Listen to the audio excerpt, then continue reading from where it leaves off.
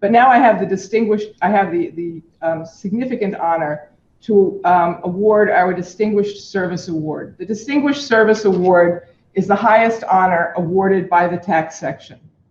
The award is reserved for individuals who have had a distinguished career in taxation and who have provided an aspirational standard for all tax lawyers to emulate. I'm very pleased to announce that the 2021 recipient of this award is Peter J. Panuthos. Judge Panuthos began his career as a trial attorney in the Office of IRS Chief Counsel in Boston and served as an assistant district counsel in that office. In that capacity, he managed litigation in the tax court on behalf of the commissioner in the New England area. During those years in Boston, he provided legal advice to all components of the IRS and supervised attorneys and staff in performing the work in hundreds of cases, and those who worked with him benefited from his very significant litigation skills and his gifts as a mentor. Judge Panuthos was appointed in 1983 as a special trial judge of the tax court. In this position, he handled a heavy and varied caseload, including the explosion of cases related to partnerships and individual tax shelters.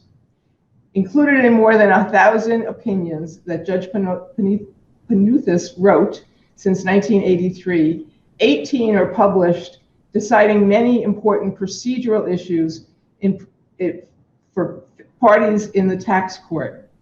They include innocent spouse interest abatement, collection, whistleblower,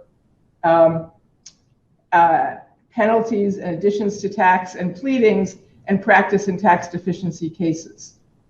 Throughout his career, Judge Panuthos has made considerable efforts to nurture programs that help low-income taxpayers.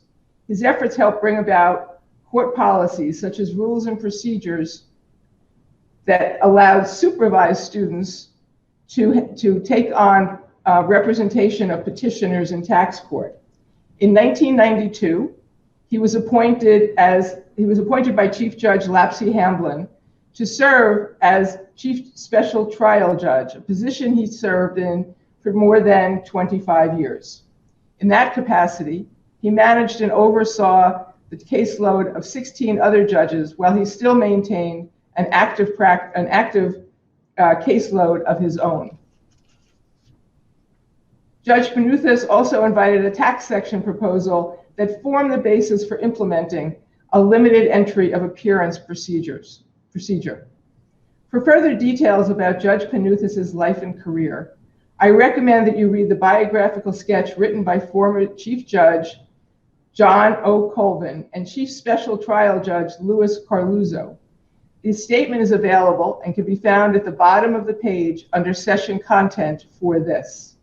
The tax section and I am honored to present Judge Peter J. Panuthos with the 2021 Distinguished Service Award. And now we will hear from Judge Panuthos.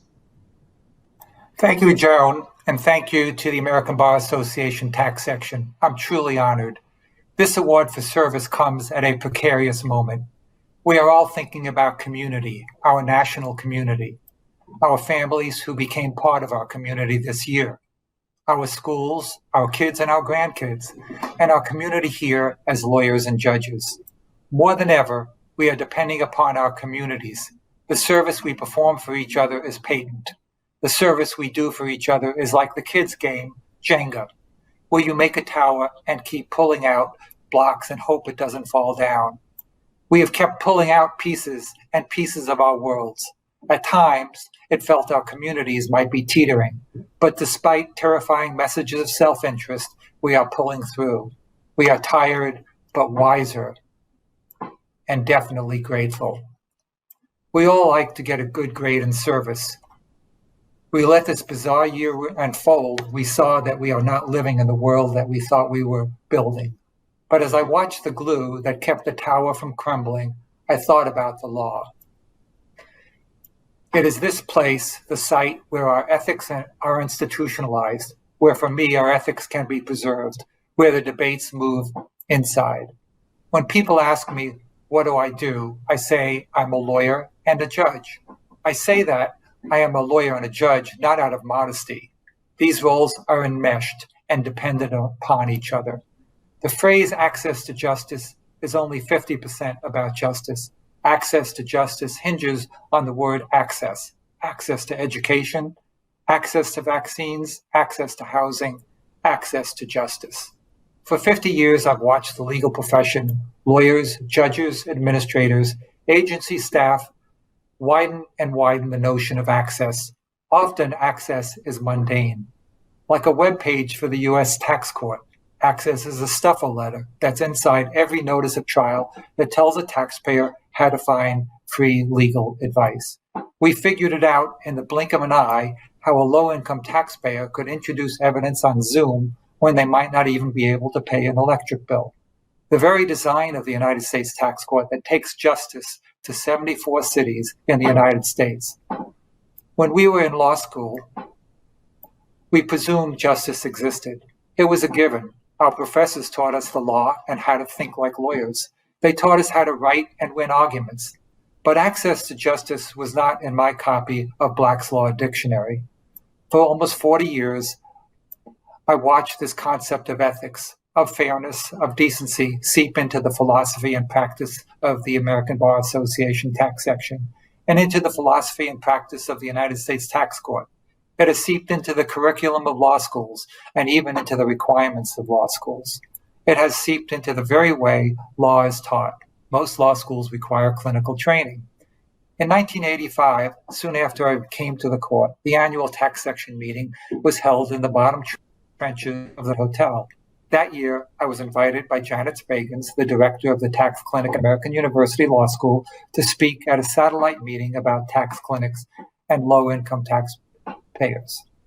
I already knew about the early tax clinics in the country. The interpretation about the law, about precedent, about theory were really smart. But as the panel talked about the Internal Revenue Code, I was wondering, why were these professors, lawyers, and scholars and practitioners meeting in a classroom at American University? Over the next few years, these outstanding lawyers convinced the tax section that the time had come to open the door to this group, or at least to the long escalators down to the sub-basement of the Marriott Hotel. Janet Spragans, Karen Hawkins, Christine Brunswick, Nina Olson, and others. It was from without and soon from within that this group of advocates began to open our eyes to the plight of low-income taxpayers. They took steps to teach us all the ways that access to justice was possible and right. The court, the tax section, the taxpayer advocate service worked in sync in well-measured coordination as the court's clinic and calendar call program was expanded. It did not just happen. Good and dedicated lawyers worked to make this happen. Today, there are 134 clinics. The process of access to justice is woven into this vision, even though we have not fixed all the injustices in the world by editing the stuffer letter or translating it into Spanish or increasing the number of clinics. When Congressman Jamie Raskin closed his argument as manager of the U.S. House of Representatives impeachment team by talking about his children, Jamie Raskin said, "They are better than we are." He said it again, "They are better than we are." I kept thinking about this. Did he mean that my grown kids know more than I do? Of course not. Did he mean that they are smarter than me? I'm not quite ready to accept that. So here's what I think he meant. I am willing to take some of the responsibility for the ethics of our children, or as Crosby, Stills, and Nash told me, teach your children well. Our youth see life through a different lens than we do. They see right and wrong. They are probably less forgiving for injustice and less forgiving for lack of access to justice. They see the truth we've left for them. It's time to listen to our kids and students and law clerks and to teach each other, whether they are my children or your children, and hear how they look at the world. Last week, our youngest daughter, Sophie, addressed over 2,000 Latino and Latina computer scientists about our experiences as a Chicana woman at Apple. Our son, John, is a detective. He uses his incredible forensic skills in everything from internet safety, computer fraud, to arresting drug cartels. He is our citizens' access to justice. If you dial 911, you want him to be on the other end of that call. Our oldest daughter, Joanna, is the artistic producer of Berkeley Repertory Theater, one of the finest independent theaters in the country. Joanna took the moment of COVID, her theater closed, her staff of 150 clobbered, to produce plays, radio plays, memoirs, dramatic readings that give voice to the stories of the artists and writers of her community. She would not let the stories we want to tell or need to hear be silenced by a pandemic. And my wife, Jeannie, has just finished writing a book on the history of slavery and slave revolts in California. I am surrounded by rebel spirits who believe in using their work as access to justice. You are my community. You've opened the court to tax clinics. We've begun to share our philosophy globally in the International Association of Tax Judges with my colleagues. We teach the law, we uphold it.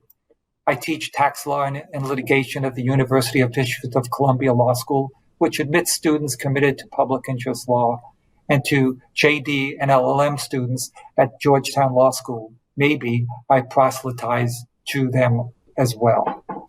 I had the joy of community team teaching with John Dean, the first African-American special child judge. I had the joy of community from the imagination and persistence of former Chief Judge John Coven, who gave me credit for a lot of his good ideas about tax clinics. I served with Judge Marianne Cohen, the first woman Chief Judge, and now share the force of nature of our current Chief Judge, Maurice Foley, our first African-American Chief Judge, who has insisted on discussions of diversity in the court. From my colleagues, my students, my law clerks, my staff, and my family, I've learned as much as I've taught and received as much as I gave. I am deeply honored by this award. Thank you.